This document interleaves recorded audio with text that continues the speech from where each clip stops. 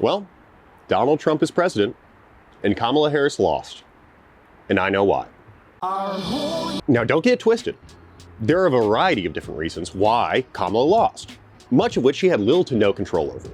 From her superior being a literal corpse, to ongoing wars overseas that were started during his administration, to post-COVID inflation, surely none of these helped her chances.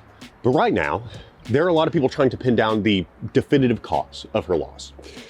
So I thought I'd weigh in on the argument and give my top 3 reasons of why I think she did lose, and then 3 reasons I've seen people throw around of the reasons why she lost, and why I think those are incorrect. So let's start off by debunking one of those points that I've seen probably most prominently thrown around, and that is that people in this country are inherently racist, sexist, homophobic, transphobic, etc., etc. I'm not going to say that those people who voted for Trump aren't racist, misogynistic, or homophobic and don't hold those values. But you cannot argue me that those values are naturally held within those groups that voted for Trump. That they have held these beliefs from birth and just possess a bad heart. To help illustrate this point, just listen to these words from Malcolm X. The majority of the American people aren't segregationists. That the majority of the American people aren't imperialists. But the government is, the structure is, the power faction is. So, how then do all the majority go along with it? Because those who sit in power over the television, over the radio, and over the press is constantly telling those who are the masses how free they are. And how this they are, and how that they are. Whether you like it or not, Donald Trump and his rhetoric is the dominant rhetoric of our political moment. And both the Republican and Democratic parties have taken it up. Donald Trump has won that fight and has further transformed the power apparatus of the state to further reflect that rhetoric, with the difference between the parties being that the Republicans are fighting for its full implementation, while the Democrats are trying to sand off the rough edges, but mostly keep the platform in its entirety. Which leads me to my first point of why she did lose. She did not offer a clear and radical vision for the future and how she would bring that about with her administration. The Democrats, and really Harris more specifically, lost because one party offered a vision of the future and a reasoning of why things are the way they are, and the other party, the Democratic Party, said everything's fine actually, and the future is going to look pretty similar to what we have now. So people choose the former because the worldview that the Trump campaign has offered does make sense to the many, many people who have been marinating in it for the past 8 years. Trump is the only candidate who even acknowledged that America is in decline, something of which everyone can feel. Under the current administration, we are indeed a nation in decline. The Democrats' response, however, was to say, no, it's not. It's not a winning argument, if you ask me. Okay, this is editor Jake butting in. I didn't realize that Donald Trump had said the nation declined in the debate. I thought he said it at like just the closing arguments, but he said it in, Kamala responded, and they actually made a post on Facebook. Just take a look. Take a look.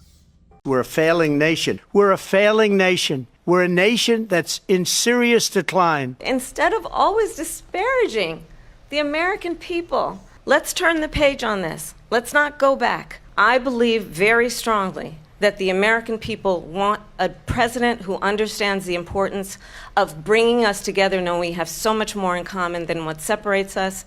And I pledge to you to be a president for all Americans. So they didn't even say everything's fine. They just said nothing. They said just nothing at all. They said, God, don't be so negative. I gave them too much credit. Okay, back to the previous one. So he was not only the only one recognizing the material existence that people in this country have and are currently living through, but also gave a reasoning as to why it is that way. It's an incorrect reasoning, yes, but when it's the only explanation that is offered, people are going to choose it. If you want to sway these people and change their minds, which you can do that. You have to give them a whole new vision entirely. Don't get it twisted. I do believe these people are racist, sexist, homophobic, but I think they are this way because the right has dominated this messaging for so long They have admitted things are bad, and people have come flocking to them for that reason alone. Just look at it this way. If you're in a burning house and one person says the house is burning, but the only way to fight the fire is by pissing on it, and then the other person in the house goes, there's no fire, then you're gonna go to the person who at least recognizes that there is a fire. Sure, their explanation of how to deal with it is dumb and wrong, yes, but they are in effect less wrong, making them the most right and reasonable person there. So yes, people do believe what the right says, but I think they believe it for their own self-interest. They also believe that the right wing says because the Democrats themselves have continued to further buy into it. Which leads me to my next 2 points. She did not lose because she went too far left on issues. Kamala lost because she pandered to the right on important issues like climate change and immigration and trans rights, and partnered with Liz Cheney on the country over party shit, trying to win over Nikki Haley Republicans? Question mark? It's insane to me that people with actual power are trying to make the argument that she went too far left, when it was clear as day to anybody who's actually paying attention that it was quite literally the opposite. Like, seriously, how did she go too far left? By saying her pronouns? The only stat I've seen backing up this point is from a single New York Times poll saying that 47% of likely voters saw her as too liberal or progressive. First, could it be possible that that 47% is made up of conservative Republicans and independents? And two, how would you recommend her to win then? By going farther to the right? Like, did we not just see that offering a Republican light party doesn't win anyone over that is already attached to the Republican Party? This point goes hand in hand with the fact that she did not offer any vision of radical change in favor of poor and working class people. She offered a vision of extremely minute change that was only really being offered to the amorphous group that is the middle class. And you cannot convince me that throughout the past 8 years, there was never a point where the Democrats had the opportunity to change people's minds by offering an alternative vision of the future, creating their own rhetoric for why America is in decline and what the party and the people can do about it. They not only had plenty of opportunities to do so, but opportunities that organically arose with both the Bernie Sanders campaigns and the post-pandemic recovery. And the Democrats' response to the former was to kneecap both campaigns, and the latter to let the programs that were actually materially benefiting Americans' lives lapse. To address this point regarding Bernie's presidential runs, I found that over time, there will be some leftists who will feign away from saying what I'm about to in order to try to stave off any liberals kind of dogging on them. But I'm going to say it because I think not only that it's true, but I think it's also a cornerstone for why the Democrats have failed, especially in recent years. I think Bernie Sanders would have won. The presidency, that is.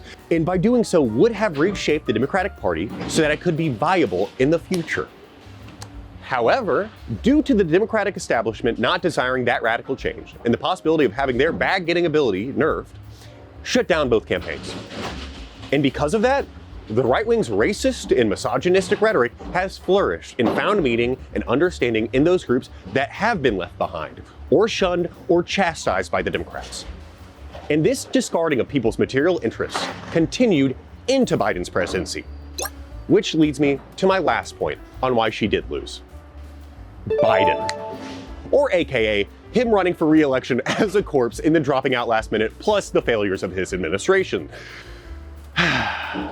Biden did implement programs at the beginning of his term that absolutely were necessary to assist working people and families recover from the economic downturn caused by the pandemic.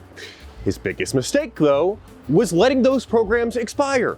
I can guarantee you that if we still had the child tax credit, struggling families would feel a greater positivity concerning Biden's presidency, considering its implementation cut child poverty in half, the largest drop ever seen in American history.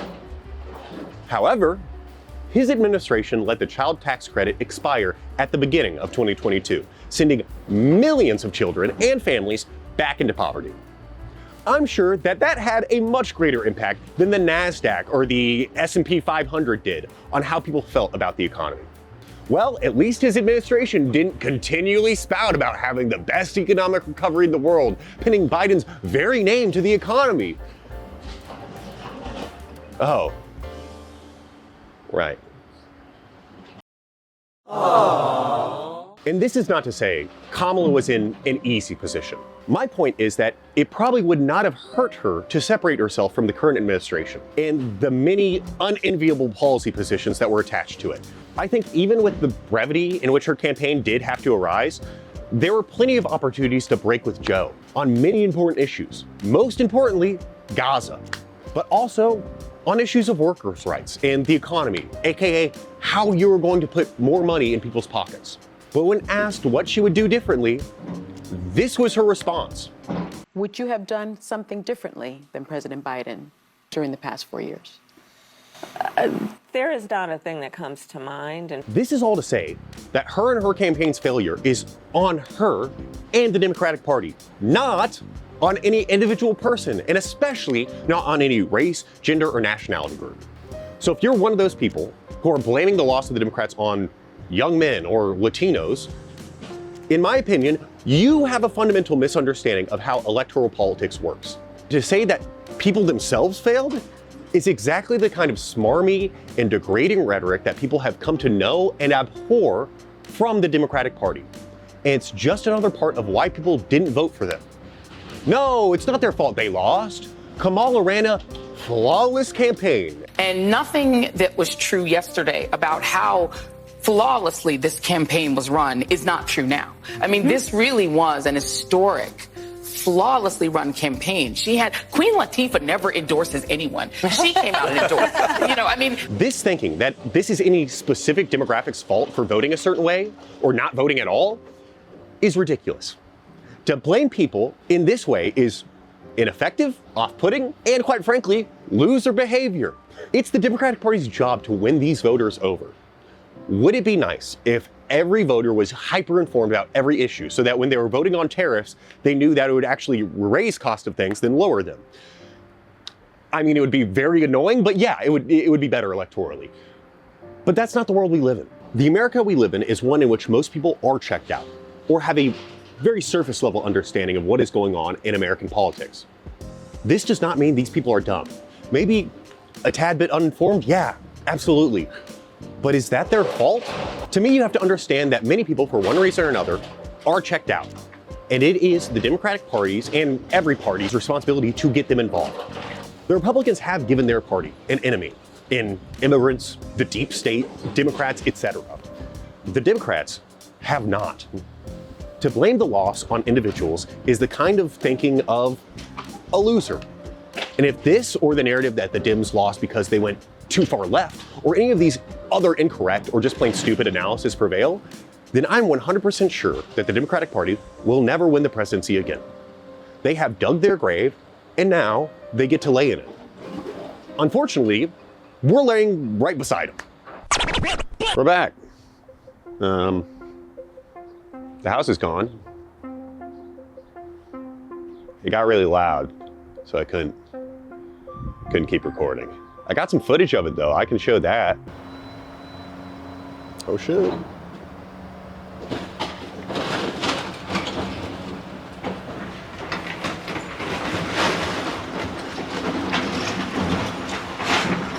Holy shit. So, like I was saying, we are lying in the grave with them, or at least we are for now.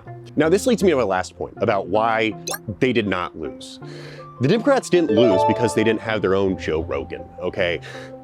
This reaction that I've seen is not only dumb, but also is already kind of a losing issue that's not baked within the context of all in which we live, and that came before us. To address this more specifically, I have 2 points. One, the left will always struggle to compete with the right-wing media sphere because the right is more directly tied to capital due to their ideology and moral destitution. Not only that, these right-wing media institutions have been around for decades. It didn't just start with Joe Rogan. I'm not saying that it can't be combated, but in my opinion, you already kind of lost this battle decades ago. And 2, to try to fight this solely on the internet is completely disregarding a prime location for the Democrats to begin to fight: the workplace. This is a spot where almost everyone finds themselves for 40 or more hours a week. It is a place that has long been abandoned by both parties, and is a place that makes the most difference in people's lives. To avoid this area of fighting any further, is a failure to realize its viability and an acceptance that it is off limits, only open to be controlled by capital itself. Now, moving forward, a critical issue will be winning these people back, these working class people, especially in locations where they already find themselves. It has been and becomes increasingly more important to organize around and with working people. Some of the greatest challenges we face with a second Trump presidency is mass deregulation and huge blows to workers' rights, and even the NLRB as an entity that does support workers. We can organize around these issues while at the same time emphasizing the importance of cross-gender, cross-race, cross-sexuality solidarity. These very issues that liberals are now touting as unovercomable, they are very much overcomable. I've seen it throughout history and throughout my personal life as well. People thinking that they don't like a certain group for one reason or another, and then after having to work with those people or be around those people in some capacity, they realize that what they believed was false. And those people are just that. People. These divisions are stoked and inflamed by conservatives, yet often fall apart when people meet each other on common grounds against the backdrop of depreciating conditions. This problem of blaming certain races or sexes or people of certain nationalities has been used to divide workers throughout all of American history. And this is what I see happening now. Just watch this clip from a certain Vermont senator from 2 decades ago explaining exactly this. What you do is divide people up. When you asked me your question, how do I get elected? I said, I try to bring people together. We fight for women's rights. We support the rights of minorities. We support the rights of workers. We bring the majority of people together. And occasionally, honest people will have differences of opinion. In this room, there will be differences of opinion. But everybody in this room is in agreement that everybody should have health care, right? Question number 2, should we increase funding for education or should we lower funding for education? Raise your hand if you think we should increase funding for education. Okay, you're on the side of the vast majority of Americans. So on those issues, we bring people together. Now, what do the Republicans try to do? What do? We divide people up by races. Affirmative action becomes one issue. All them black people are getting the jobs that we white people used to have. Split people, working class, white against black, instead of working together to create decent jobs for all. Those uppity women now, they want the right to choose. We'll split people on the abortion issue. We'll split people up on the gun issue. We'll split people up on religious issues. Do you follow what I'm saying? So you split people up, and then they end up, if you're a middle-class person, voting against your own interests, and the rich go laughing all the way to the bank. Okay? And they very often play white workers off against everybody else. So please, don't buy into the divisions that are being stoked against certain groups post-election. And really begin to think critically as well about who is really on your side. Because it seems to me that many Democrats, very unfortunately, are seemingly ready to throw trans people and immigrants under the bus to meet the Trump administration halfway to have even a slim chance of winning again. The Republicans have clearly identified who their enemies are. The Democrats, on the other hand, have said, we have no enemies. We're all friends here. Which side do you think will win? We need a party that identifies the true target and enemy of the American people. All American people. That enemy is pretty clear to me. It's capital. It's capitalism. It's the billionaires, the lobbyists, big pharma, any of these entities that profit off of the work and misery of our fellow brothers and sisters. Whatever party comes next, this needs to be the main target, because any sequestering to capitalism will lead to half-hearted change that will be undone by the constant grinding of the machine itself. Any attempt to change the current state and direction of the world needs to aim the spear towards the center, the heart of our modern ills. So, during the next few very uncertain years, please keep these words from the late Michael Brooks in your hearts, minds, and actions. Be kind to people, be ruthless to systems.